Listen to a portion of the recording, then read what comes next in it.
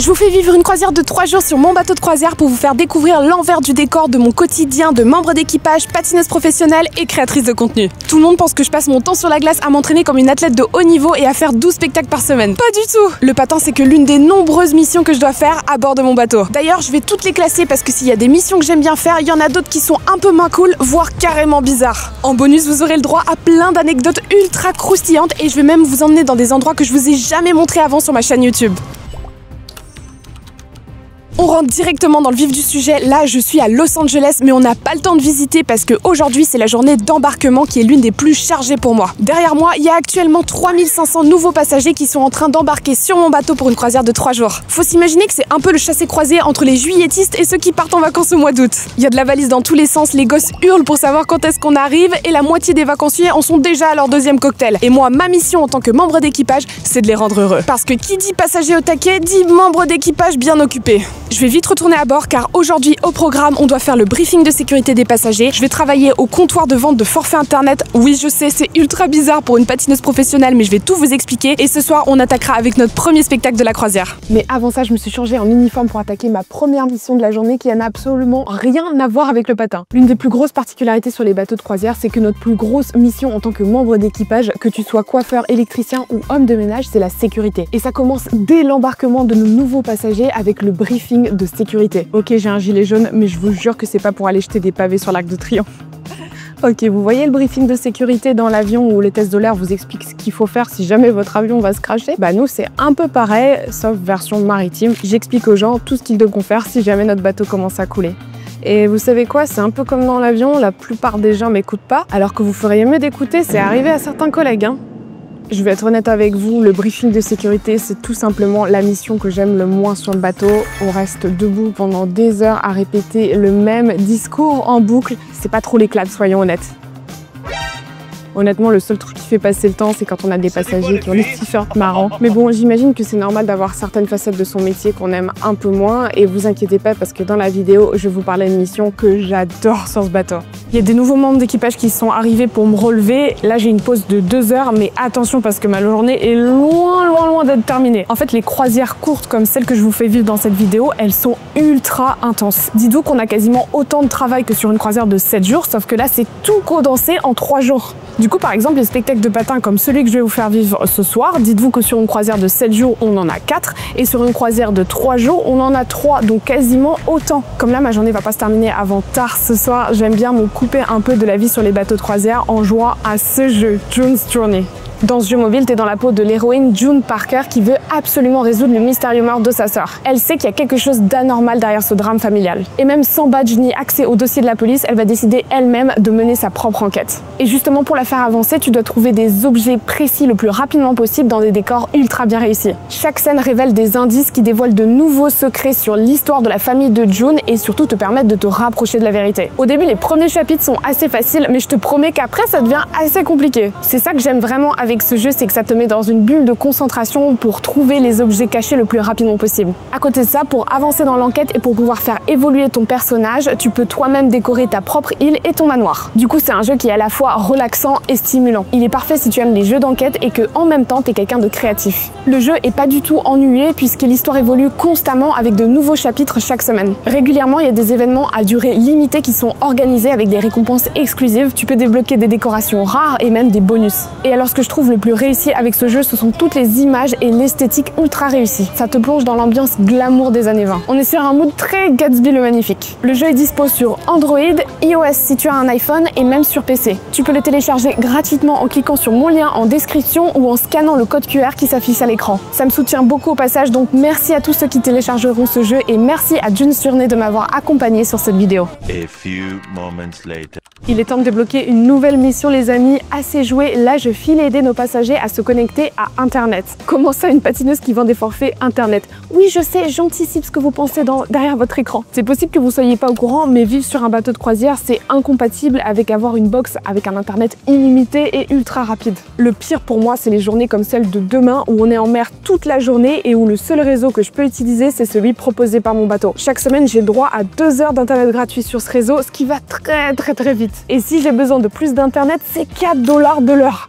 Ça calme hein. Heureusement, j'ai trouvé une petite astuce pour pas être totalement déconnectée sans dépenser la moitié de mon salaire, c'est de travailler au comptoir internet. C'est pas une mission obligatoire, c'est sur la base du volontariat. Ouais, je sais, je suis une employée modèle qui fait des heures sup. En gros, j'aide les gens à se connecter à internet et je leur présente les différents forfaits et en échange, je suis payée en minutes de connexion sur internet. On est d'accord, faire des heures supplémentaires pour être payé en minutes de connexion sur internet, tu peux trouver ça uniquement sur un bateau de croisière. Du coup, par exemple, aujourd'hui, j'ai travaillé de 15h à 16h et j'ai eu 300 minutes en échange, ce qui va largement me suffire pour tenir une semaine. Du coup, cette mission supplémentaire, c'est ma 3e mission préférée sur le bateau parce qu'en vrai, c'est pas trop pénible et surtout, ça me fait économiser pas mal d'argent. Et ça, on adore. Hein. Ça me fait aussi pas mal d'histoires marrantes à raconter. C'est l'heure pour notre première anecdote croustillante. Pour connecter nos passagers à internet, je dois ouvrir une nouvelle page sur Safari ou Google. Sauf que souvent, je tombe sur la dernière page qu'ils ont consultée. Je vous fais pas un dessin, mais il y en a, leur historique qu'ils ont pas nettoyé, il est vraiment vilain de chez vilain. Si vous n'avez pas compris de quoi je parle, c'est pas grave, ça veut juste dire que vous êtes trop jeune. Je sais pas, nettoyer vos historiques. Moi, regardez, je peux ouvrir mon Safari devant vous comme ça, être totalement transparente. Bon là, je parle, mais là, il est 16h, il est temps que je me prépare pour notre premier spectacle de la croisière. Ça se voit pas comme ça, mais je suis quelqu'un d'assez stressé, donc j'ai besoin de vraiment avoir ma routine que je respecte à la règle. Et s'il y a quelque chose qui se passe pas comme d'habitude, je me fais direct plein de nœuds au cerveau. Du coup, pour moi, une soirée de spectacle, ça se passe toujours comme ça. Je commence par faire mon maquillage de scène pour me mettre en mode showgirl. Je dois acheter moi-même tout mon maquillage, donc je peux vous dire que j'en ai dépensé des sous là-dedans, vu comment je dois me tartiner la face à chaque spectacle. On est assez libre sur notre maquillage, les seules règles qu'on doit respecter, c'est porter des faux cils et un rouge à lèvres bien rouge pour qu'il y ait une certaine harmonie entre toutes les patineuses. Et pour les faux cils, en vrai, c'est parce que on a des poursuites lumineuses qui sont extrêmement blanches et qui font disparaître tous les reliefs de ton visage. Donc les faux cils, ça t'aide à pas disparaître et à avoir vraiment une présence sur scène. Alors, qu'est-ce que vous en pensez? J'attends en commentaire vos notes sur 10. Dès que j'arrive à la patinoire, je place tous mes costumes dans l'ordre parce que des fois, j'ai que quelques minutes pour me changer entre chaque numéro. J'enchaîne ensuite avec 20 minutes d'échauffement au sol.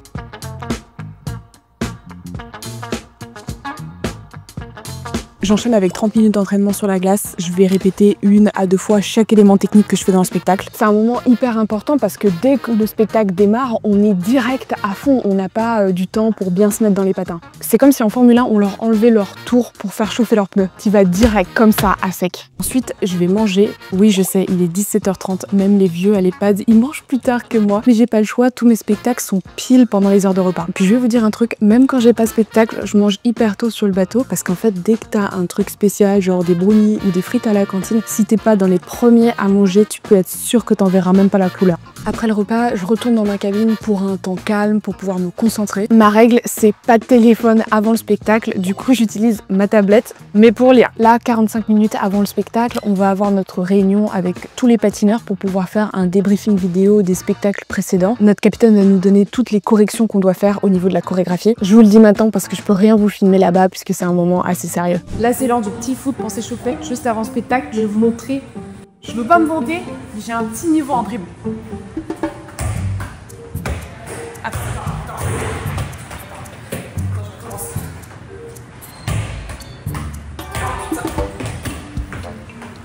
Je recommence. Ah mais en fait, le bateau il bouge. Le bateau il bouge. Le bateau il bouge. 15 minutes avant le début du spectacle, c'est le moment où je rentre dans ma bulle de concentration. Je mets mes costumes, mes patins et en général, je suis toujours la première à aller me mettre en place. C'est à ce moment-là que je fais tous mes petits tocs, me jugez pas, c'est ce qui m'aide à me sentir bien. Bon là, ça y est, on peut plus reculer, c'est parti.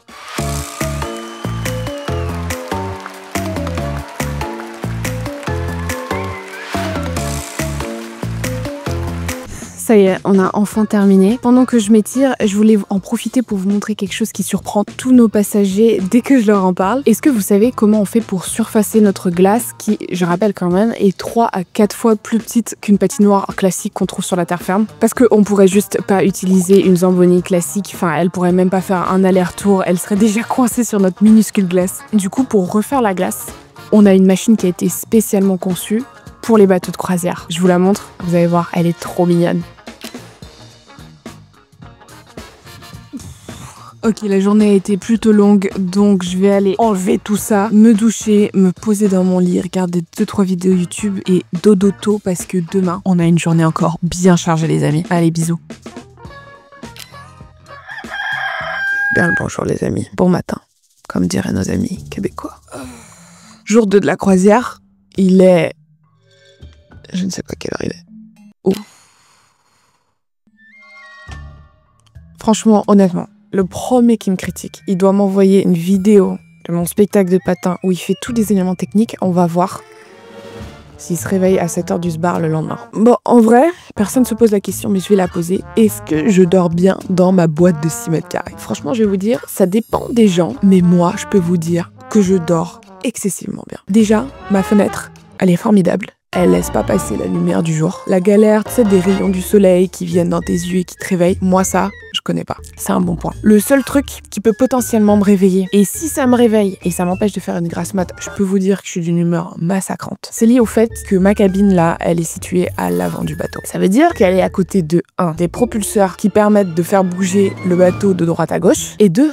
De l'ancre. Mais quand est-ce qu'on utilise des propulseurs pour manœuvrer le bateau? Et quand est-ce qu'on jette l'ancre? C'est à 6 ou 7 heures du matin, quand on accoste à port. C'est juste... Les propulseurs, ça fait trembler toute la cabine. L'ancre marine, quand il la jette, c'est une catastrophe. Ça fait toutes les chaînes. Attendez, je vous fais une simulation. Vous voyez, moi je suis là, comme ça, dans mon lit, et là, on arrive à port.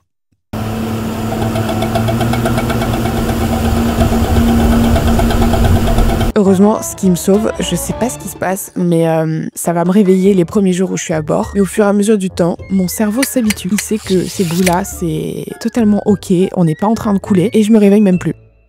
Bon, par contre, l'inconvénient de se lever à une heure où la plupart d'entre vous en sont déjà à leur deuxième café de la journée, c'est que je ne sais absolument pas à quoi ressemble le petit déjeuner sur mon bateau. Je crois que ça termine à 9h ou 9h30. Autant vous dire que je n'ai pas honte de dire que je ne suis jamais réveillée à cette heure-ci. C'est pas moi qui ai choisi de ne plus prendre de petit déjeuner, c'est le choix qui s'est imposé à moi. Mais de toute façon, qui a besoin d'un petit déjeuner quand j'ai mon plus fidèle compagnon? Ça dit quoi les filles? Toujours fidèle au poste. Écoutez comment il est talentueux.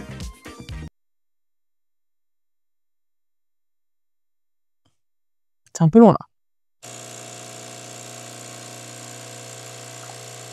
Le son du bonheur finalement. En tout cas, ça va bien m'aider à m'activer parce que ce matin, je travaille aux séances publiques pour les passagers. On est en mer toute la journée pour ce deuxième jour de croisière. Du coup, il faut bien qu'on occupe tous nos passagers qui peuvent pas sortir du bateau. C'est pourquoi on leur propose de venir patiner en séance publique. Aujourd'hui, on est ouvert de 9h à 15h, mais moi, je vais uniquement faire la rotation de 11h à 12h30. Il faudrait quand même pas travailler plus que la SNCF, hein, faut pas abuser. Je vous explique un peu comment ça se passe. On est 3 patineurs pour chaque rotation. Il y en a un qui est en bas qui donne les patins aux passagers. Il y en a un autre qui est au micro qui fait les différentes annonces de session et qui va aussi s'assurer que tout le monde met bien son casque et calmer les ardeurs de certains passagers qui se croient aux Jeux Olympiques et qui sont à 2 doigts de nous lancer un backflip alors que c'est la première fois qu'ils patinent. Je vous parle d'expérience. Hein. Et le dernier poste, c'est tout ce qui est accueil des passagers. Il faut les dispatcher dans les différentes sessions et aussi leur faire signer la décharge de responsabilité. Si jamais ils tombent, c'est pour leur pomme. Moi, habituellement, j'aime bien être à ce poste d'accueil des passagers parce que il faut que je vous partage une autre anecdote croustillante. Vous n'imaginez pas le nombre de passagers qui ne savent pas comment lasser des patins. Donc il faut les aider, ça fait un peu mal au dos et tout. Et alors, les gens qui arrivent et qui ne connaissent pas leur pointure de chaussures et qui attendent qu'on leur devine, on parle d'adultes qui s'occupent d'enfants et payent leurs impôts, hein. Franchement, moi, ça me fatigue. Du coup, rien que pour ça, je mets les séances publiques pour les passagers en 6e position de mes missions préférées sur le bateau. La journée est loin d'être terminée, je vais encore travailler ce soir, mais là, comme j'ai un peu de temps libre devant moi, je vais m'attaquer à mon 3e métier. Je vous pose là et mettre ma casquette d'influenceuse. Ah non, arrêtez, stop, c'est trop, stop, arrêtez. Non, en vrai, je pense que je me considère plus comme créatrice de contenu, j'influence personne à ce stade. Cette chaîne patineuse à bord, ça représente quand même une belle petite charge de travail. En ce moment, je suis sur un rythme de croisière c'est le cas de le dire, de 2 shorts par semaine et une vidéo donc par mois. Ça peut paraître pas beaucoup et c'est vrai que j'aimerais faire plus, mais juste je manque de bande passante et je manque de temps libre pour pouvoir faire plus. Dites-vous que sur la chaîne, on n'est que 4 personnes. Il y a Fabien, le monteur, qui monte certaines de mes vidéos longues comme celle que vous êtes en train de regarder, ce qui me fait économiser un temps de malade. On travaille aussi avec pas mal de miniamakers en freelance qui font toutes mes miniatures de vidéos longues parce que mes talents de dessinatrice sont quand même un poil limité comme vous pouvez le voir.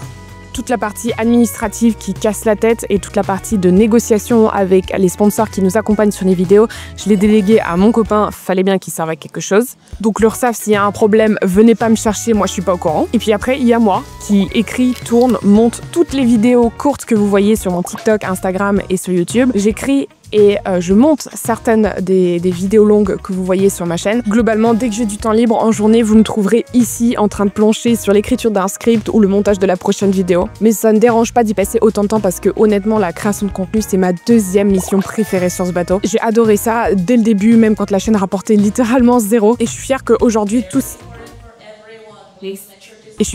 tous ces efforts aient enfin porté leurs fruits. Vous êtes de plus en plus nombreux à me suivre. Merci infiniment à vous. Je suis très heureuse de vous dire qu'aujourd'hui, la chaîne Patineuse à bord n'est plus une association à but non lucratif. Bon allez, moi je me mets au travail. Ce soir, rebelote, on est parti pour 2 nouveaux spectacles, les 2 derniers de cette croisière. Je vais pas vous réexpliquer toutes les étapes, je pense que maintenant vous avez bien compris comment ça se passait. Mais par contre, je vais faire un truc que j'adorerais faire. Les jours où, comme ce soir, c'est dur pour le corps, c'est-à-dire claquer des doigts et avoir directement terminé ma journée de travail. Wow, là c'était intense. Vous n'avez pas vécu depuis le début, mais donc là, on a fait 2 jours de spectacle à la suite. Et la croisière, juste avant celle que je vous ai fait vivre, on avait déjà eu 2 spectacles le dernier jour. Donc là, c'est le 3e jour de show d'affilée. J'avoue que je suis un peu sur les rotules. Parce que on se donne à fond à chaque spectacle. Et quand c'est dur comme ça, on va chercher toute l'énergie dans le public, dans les applaudissements qu'ils nous donnent, tout l'amour qu'ils nous renvoient. Et je peux vous dire qu'il n'y a rien de plus gratifiant au monde que de rendre les gens heureux et les faire rêver, ne serait-ce que pendant 45 minutes de spectacle. C'est pour ça que, sans hésiter, patiner et faire ces spectacles, c'est ma mission préférée, ma mission numéro 1 de tout ce que je peux faire ici sur le bateau de croisière. Après, j'avoue que si j'aime autant faire ces spectacles, c'est parce que à la fin de chaque soirée de show, on a le droit des cookies. C'est mon moment préféré. Mais bon, je vais pas tarder à aller dormir parce que demain, c'est le capitaine qui va me réveiller. Vous allez comprendre pourquoi. Oh, very good morning, ladies and gentlemen. This is an important message from the bridge. In 15 minutes' time, the navigator of the seas will be conducting a mandatory drill for the crew only. Vous voyez, je vous ai pas menti, je vous présente James, le capitaine du Navigator of the Seas. Ça, quel plaisir d'entendre sa douce voix me réveiller à 9h du soir, alors que je suis encore tabassée des 2 spectacles de la veille. Ce réveil-là, ça m'arrive au moins une fois par semaine parce que je sais pas si vous étiez au courant, mais la loi maritime internationale nous oblige à faire un exercice de sécurité comme ça au moins une fois par semaine, sur tous les bateaux de croisière. Chaque semaine, on a des scénarios un peu différents pour pouvoir s'entraîner à différents types d'urgences et puis pour garder les choses un peu spicy. Un coup, ça va être un incendie, un coup, ça va être on rentre dans un autre bateau, un coup, on doit tous se mettre à chercher un terroriste sur le bateau. Ah ouais, je vous dis, on se prépare à tout type d'urgence. Là, vous voyez, j'ai noté tous les noms de codes que j'ai entendus qui viennent de la passerelle de commandement. Je sais quelle urgence on a, je sais où est notre PC pour diriger les opérations, mais je vous dirai pas ce que ça veut dire parce qu'il faut que ça reste secret. Low kilo. Là, ils viennent de dire le nom de code pour m'activer, il faut que je file à ma station d'évacuation. Ce contrat, je suis positionnée au canot de sauvetage numéro 8. Mon rôle en cas d'urgence, c'est de faire du contrôle des foules et m'assurer que les 150 passagers embarquent correctement dans leur canot de sauvetage. Ça a l'air hyper épique comme ça, mais en vérité, la plupart de nos exercices de sécurité, ils ressemblent à ça. Rien que pour cette absence d'action, je mets notre exercice d'urgence en 5e position de mes missions préférées. En vrai, les seuls moments où il y a beaucoup d'action, c'est quand une fois tous les 4 mois environ, on remplit un canot de sauvetage de membres d'équipage le plus rapidement possible. Je sais pas si c'est pour tester si le canot de sauvetage flotte toujours ou si on s'est bien entraîné au twister, parce que je peux vous dire que là-dedans, ça rentre au chausse-pied. Mais c'est pas parce que c'est serré qu'on va passer un mauvais moment, vous vous coucherez moins bête ce soir grâce à l'anecdote croustillante. Sachez que dans tous les canots de sauvetage, il y a une canne à pêche. C'est pas pour manger les poissons pêchés, hein, c'est juste pour tuer l'ennui en attendant les secours. J'en ai terminé avec l'exercice de sécurité, je vais enfin pouvoir sortir de mon bateau. Oh non, attendez. Ok, là j'ai 5 minutes pour pouvoir préparer ma cabine. Après tous les exercices de sécurité, il y a ce qu'on appelle l'inspection de la cabine. C'est un peu comme à l'armée, t'as des officiers et des managers qui choisissent aléatoirement des cabines chaque semaine pour pouvoir les inspecter. Ils vérifient que t'as bien fait ton lit, que t'as pas de nourriture dans ton frigo. Je pense que c'est bon. Ouais. Ça débranche toutes les prises électriques. Il faut aussi vider ta poubelle. Et l'un des trucs les plus importants, c'est de cacher tous les objets que t'as interdiction d'avoir sur le bateau de croisière. Allez, viens Georges, c'est le moment de se mettre à l'abri. T'inquiète pas.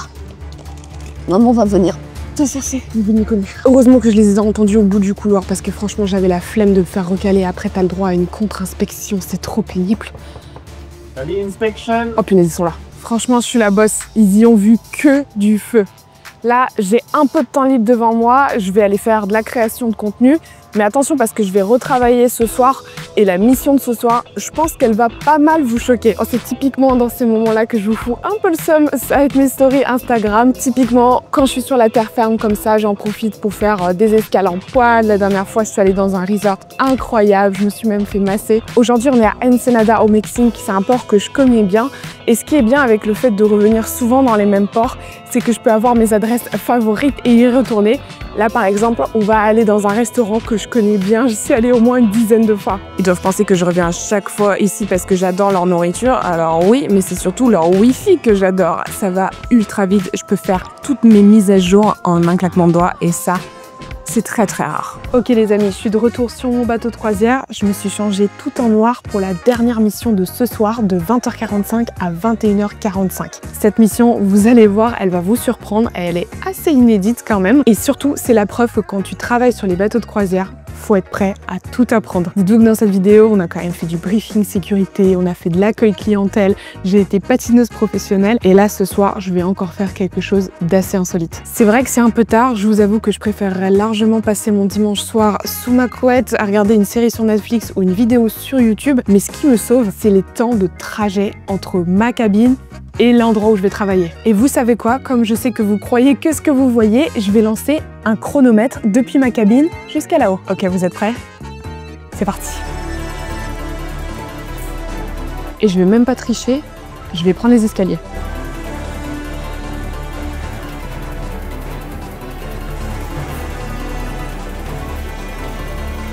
Boum!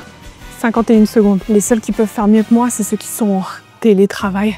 Je sais qu'il y en a beaucoup d'entre vous qui des fois passent 2 heures de leur journée dans le métro, dans des trains qui sont jamais à l'heure ou pire que ça dans les bouchons. Je sais que là vous êtes hyper jaloux, enfin 52 secondes pour aller de sa maison jusqu'à son lieu de travail, c'est imbattable. Depuis 2 ans que je travaille sur les bateaux de croisière, j'ai jamais vu de bouchons dans les couloirs. En tout cas moi là je viens d'arriver au théâtre parce que ma mission de ce soir c'est de travailler aux poursuites lumineuses pour le spectacle des danseurs. Et pour la mission de ce soir, il faut qu'on aille dans notre cachette secrète, elle est juste ici.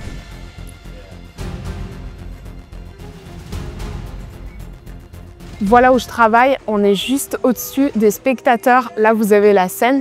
Et moi, je dois dompter cet énorme spot lumineux. Via ce casque, le régisseur lumière va me donner toutes les indications de ce que je dois faire. Quand est-ce que je dois allumer mon spot lumineux, qui je dois éclairer, avec quelle intensité. En vrai, c'est pas une tâche trop difficile et ça me prend pas beaucoup de temps, juste 1 heure. Donc je dirais que c'est ma 4e mission préférée sur le bateau. Mais pour quand même vous donner une dernière anecdote croustillante, la première fois que j'ai travaillé au spot lumineux, je me suis tapé la honte de ma vie. En gros, je n'avais pas vu qu'on avait un petit viseur juste ici pour bien voir où est-ce qu'on incline notre lumière. Du coup, dès le début du spectacle, boum, j'allume mon spot lumineux et j'éclaire le mur plutôt que la personne sur la scène. C'était un poil gênant. Ça y est, ma journée est officiellement terminée. Là, mon bateau est en train de remonter vers Los Angeles. Et demain, 8 h, on est reparti pour une nouvelle croisière. On a le grand chassé-croisé et 3500 nouveaux passagers vont remonter à bord. N'oubliez pas mon lien en description ou de scanner le code QR qui s'affiche à l'écran pour télécharger gratuitement June's Journey. Et si tu veux voir plus de coulisses sur ma vie à bord, comme par exemple le mois dernier quand je me suis blessée au genou, t'as juste à cliquer sur cette vidéo. Je te raconte toute l'histoire et tout ce qui s'est passé. Je peux te dire que c'était pas de tout repos. Allez, bisous!